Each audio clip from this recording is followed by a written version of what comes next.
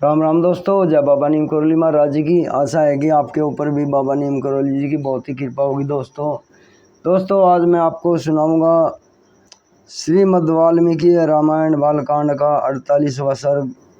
इसे सुने और आगे भी शेयर करें। राजा सुमित से सत्कृत होकर एक रात विशाला में रहकर मुनियों सहित श्री राम का मिथिलापुरी में पहुंचना और वहां शून्य आश्रम में के विषय में पूछने पर विश्वामित्र जी का उनसे अहिल्या को शाप प्राप्त होने की कथा सुनाना। तो इसे सुने और रामायण की महिमा की पूरी कृपा अपने प्राप्त करें। जय श्री राम। वहाँ परस्पर समागम के समय एक दूसरे को कुशल मंगल पूछकर बातचीत के अंत में राजा सुमित ने महामुनि विश्वामित्र से कहा, ब्रह्मांड आपका कल्याण हो। ये दोनों कुमार देवताओं के तुल्य पराक्रमी जान पड़ते हैं। इनकी चाल ढाल हाथी और सिंह की गति के समान है। ये दोनों वीर सिंह और सांड के समान प्रतीत होते हैं।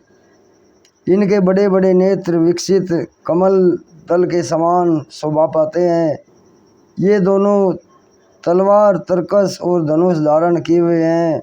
अपने सुंदर रूप के द्वारा दोनों अश्विनी कुमारों को लज्जित करते हैं और युवावस्था के निकट आ पहुँचे हैं। इन्हें देखकर ऐसा जान पड़ता है मानो दोनों देव कुमार दैवेच्छावश देवलोक से पृथ्वी पर आ गए हैं। मुनि, ये दोनों किसके पुत्र हैं और कैसे किस लिए यहाँ पैदल ही आए हैं? जैसे चंद्रमा और सूर्य आकाश की शोभा बढ़ाते हैं, उसी प्रकार ये दोनों कुमार इस देश को सुशोभित कर रहे हैं। शरीर की ऊंचाई, मनोभाव सूचक संकेत तथा चेष्टा बोलचाल में ये दोनों एक दूसरे के समान हैं। श्रेष्ठ आयुध धारण करने वाले ये दोनों नरश्रेष्ठ वीर इस सुगम मार्ग में किस लिए आए हैं, मैं यह यथार्थ रूप से सुनना चाहता हूँ। सुमित का यह वचन सुनकर विश्वामित्र जी ने उन्हें सब वृत्तांत यथार्थ रूप से निवेदन किया। सिद्धाश्रम में निवास और राक्षसों का वध का प्रसंग भी यथावत रूप से सुनाया। विश्वामित्र जी की बात सुनकर राजा सुमित को बड़ा विस्मय हुआ। उन्हें परम आदरणीय अतिथि के रूप में आए हुए उन दोनों महाबली दशरथ पुत्रों का विधि पूर्वक आतिथ्य सत्कार किया। सुमित से उत्तम आदर पाकर राम वे दोनों रघुवंशी कुमार वहाँ एक रात रहे और सवेरे उठकर मिथिला की ओर चल दिए। मिथिला में पहुंचकर जनकपुरी की सुंदर शोभा देख सभी महर्षि साधु कहकर उसकी बुरी बुरी प्रशंसा करने लगे। मिथिला के उपवन में एक पुराना आश्रम था जो अत्यंत रमणीय होकर भी सुनसान दिखाई देता था। उसे देखकर श्री रामचंद्र जी ने मुनिवर विश्वामित्र जी से पूछा, भगवान, यह कैसा स्थान है जो देखने में तो आश्रम जैसा है, किंतु एक भी मुनि यहाँ दृष्टिगोचर नहीं होते हैं। यह मैं सुनना चाहता हूँ कि पहले यह आश्रम किसका था। श्री रामचंद्र जी का यह प्रश्न सुनकर प्रवचन कुशल महातेजस्वी महामुनि विश्वामित्र ने इस प्रकार उत्तर दिया, रघुनंदन, पूर्व काल में यह जिस महात्मा का आश्रम था और जिन्होंने क्रोधपूर्वक इसे शाप दे दिया था, उनका तथा उनके इस आश्रम का सब वृत्तांत तुमसे कहता हूँ। तुम यथार्थ रूप से इसको सुनो। नरश्रेष्ठ, पूर्व काल में यह स्थान महात्मा गौतम का आश्रम था। उस समय यहाँ आश्रम बड़ा ही दिव्य जान पड़ता था। देवता भी इसकी पूजा एवं प्रशंसा किया करते थे। महायशस्वी राजपूत पूर्व काल में महर्षि गौतम थे। महर्षि गौतम अपनी पत्नी अहिल्या के साथ रहकर यहाँ तपस्या करते थे। उन्होंने बहुत वर्षों तक यहाँ तप किया। एक दिन जब महर्षि गौतम आश्रम पर नहीं थे, उपयुक्त अवसर समझकर सचिपति इंद्र गौतम कि गौतम मुनि का वेश धारण करके यहाँ आए और अहिल्या से इस प्रकार बोले, सदा सावधान रहने वाली सुंदरी, रति की इच्छा रखने वाले प्रार्थी पुरुष ऋतुकाल की प्रतीक्षा नहीं करते हैं। सुंदर कटी प्रदेश वाली सुंदरी, मैं इंद्र तुम्हारे साथ समागम करना चाहता हूँ।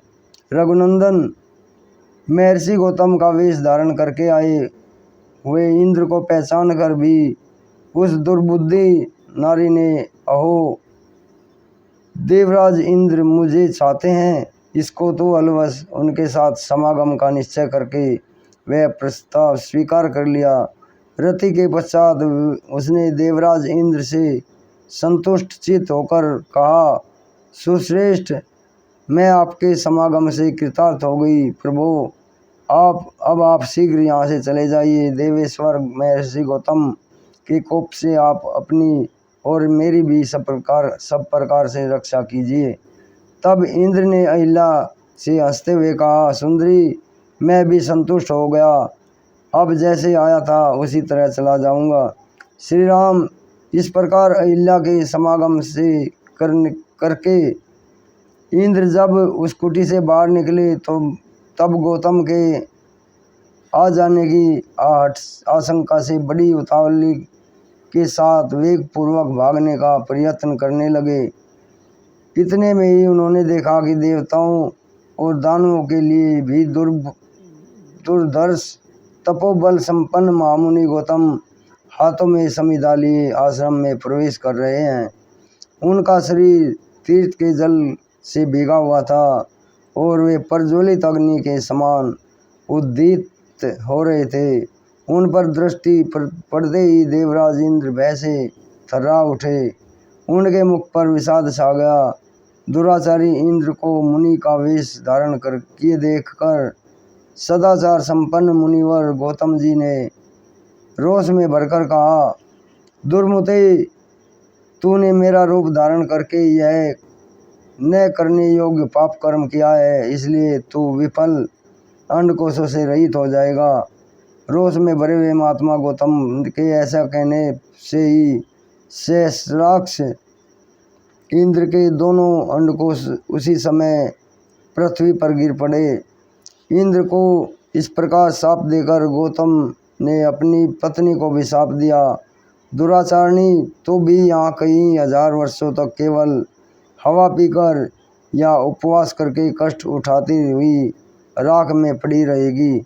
समस्त प्राणियों से अदृश्य रहकर भी इस आश्रम में निवास करेगी। जब दुर्धर्ष दशरथ कुमार राम इस घोर वन में पदार्पण करेंगे उस समय तो पवित्र होगी।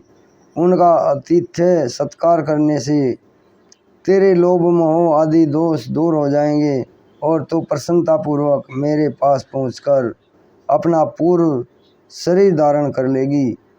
अपनी दुराचारणी पत्नी से ऐसा कहकर महातेजस्वी महातपस्वी गौतम इस आश्रम को छोड़कर चले गए और सिद्धों तथा चारणों से सेवित हिमालय के रमणीय शिखर पर रहकर तपस्या करने लगे। इस प्रकार श्री वाल्मीकि निर्मित आर्ष रामायण आदि काव्य के बालकांड में 48वां सर्ग पूरा हुआ। जय श्री राम, जय हनुमान जी की जय, बाबा नंद करोली महाराज।